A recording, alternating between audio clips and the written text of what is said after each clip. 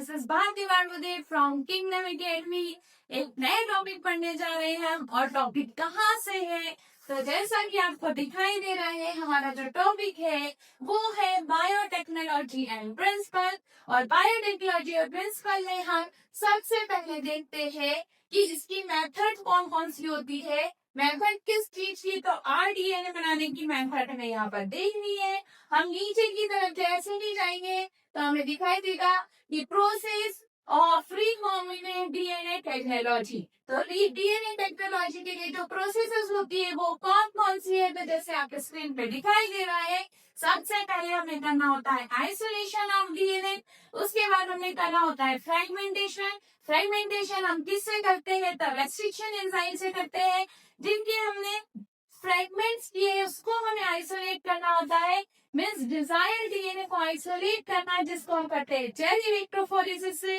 इसके बाद में लाइगेशन, जो हमने छोटा सा फ्रेगमेंट बनाया है जिसकी हमें जरूरत थी, उसको वेक्टर के साथ ज्वाइन करने के लिए जो प्रोसेस होती है उसको हम कहते हैं लाइगेशन। और उसके बाद में जो हमने आरडीएनए बनाया उसको होस्ट की बॉडी में हमें ट्रांसफर करना होता है, जिसे हम कहते हैं ट्रांसफॉर्मिंग। तो इस तरह से बायोटेक्नोलॉजी में आरडीएनए बनाने के लिए हम 5 मेथड्स का यूज करते हैं। सबसे पहले isolation of desired DNA, then जो डीएनए हमने लिया उसको छोटे छोटे फ्रेगमेंट्स में डिवाइड करना, जिसे हम कहते हैं fragmentation of DNA by restriction enzyme. Then हमें जो हमने फ्रेगमेंट्स बनाए हैं उन फ्रेगमेंट्स में से भी हमें जो डीएनए चाहिए उसको बाहर निकालना, उसको हम कहते हैं isolation of desired DNA fragments. इसके बाद में जो हमने फ्रेगमेंट्स बनाए हैं उनको वेक्टर की बॉडी के अंदर जोड़ना, वो कहलाता है हमारा लाइगेशन। अब जो हमने नया आरडीएनए बनाया है उसको किसी होस्ट ऑर्गेनिज्म की बॉडी में ट्रांसफर करने की प्रोसेस को हम क्या कहते हैं? तो उसको हम कहते हैं ट्रांसफॉर्मिंग। इसके बाद में हम आगे की तरफ देखेंगे और हमारी सबसे फर्स्ट वाली जो प्रोसेस है हमें दिखाई दे रही है आइसोलेशन ऑफ डीएनए। तो आइसोलेशन ऑफ डीएनए हम कैसे करते हैं? इससे पहले हमें पढ़ना है कि आरडीएनए बनाने के लिए जो हमें टूल्स लगेंगे वो कौन कौन से टूल्स है।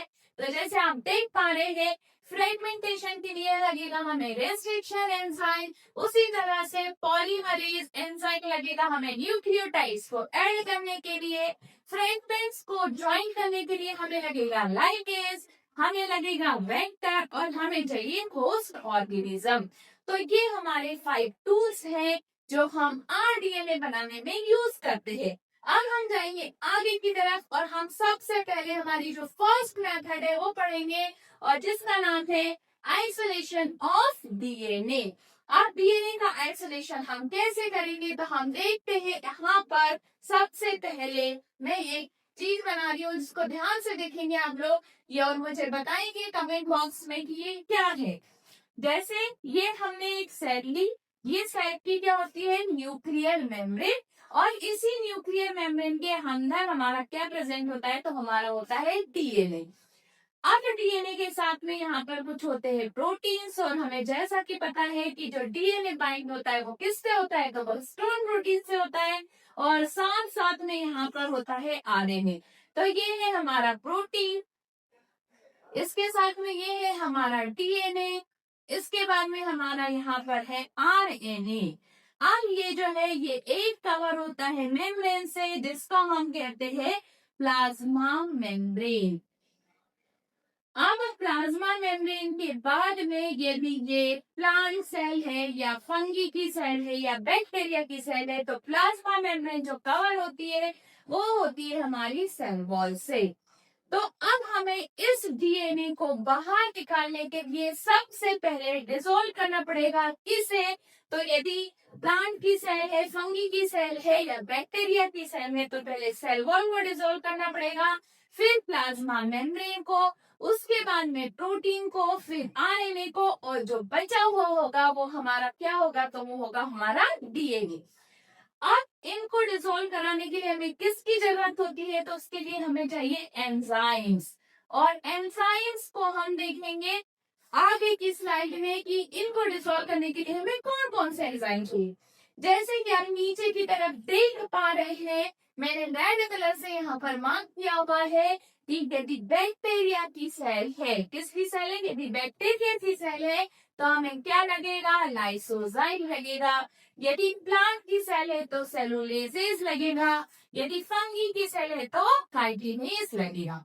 ये तो हमने सेल वॉल को रिमूव कर दिया। इसके बाद हमें ये पता है कि जो हमारी सेल वॉल के साथ में जो डीएनए होता है उसमें क्या प्रेजेंट होता है, तो उसमें प्रेजेंट होते हैं हमारा प्रोटीन। तो हमें इन हिस्टोन प्रोटीन को यहाँ से रिमूव करवाने के लिए किसकी जरूरत पड़ेगी, तो हमें प्रोटीन के बने हुए किसके होते हैं, प्रोटीन के। तो इसको यदि हमें यहाँ से निकालना है तो हमें क्या चाहिए, तो हमें चाहिए प्रोटीएजेस। कौन सा एंजाइम चाहिए, प्रोटीएजेस। साथ ही साथ यदि हमें आरएनए को यहाँ से रिमूव करवाना है तो हमें क्या चाहिए, तो हमें चाहिए राइबोन्यूक्लिएजेस। तो हमने सबसे पहला काम किया सेल वॉल को रिमूव करने के लिए। यदि बैक्टीरिया की सेल वॉल है तो लाइसोजाइम, यदि प्लांट की सेल वॉल है तो सेलुलोजेस, यदि हमारी फंगी की सेल वॉल है तो काइटिनेज। प्लाज्मा मेम्ब्रेन जो कि लिपिड और प्रोटीन की बनी होती है तो लिपिड को रिमूव करवाने के लिए लाइपेज, प्रोटीन के लिए प्रोटीएजेस और आरएनए को रिमूव कराने के लिए आरएनएज। इस तरह से जब हम सारी चीजों को रिमूव करवा देते हैं तो हम उसमें डालते हैं चिल्ड एथेनॉल, और जैसे ही हम चिल्ड एथेनॉल डालते हैं तो हमें जो सस्पेंशन मिलता है उस सस्पेंशन पे हमें थ्रेड लाइक स्ट्रक्चर मिलता है जिसे हम कहते हैं डीएनए। और ये जो पूरी प्रोसेस है ये कहलाती है आइसोलेशन ऑफ डीएनए, जो आरडीएनए की मोस्ट इम्पोर्टेंट और फर्स्ट प्रोसेस है। इसी तरह की नई प्रोसेस, इसी तरह की नए अपडेट्स के साथ में हम मिलेंगे नेक्स्ट वीडियो में। Thank you for watching.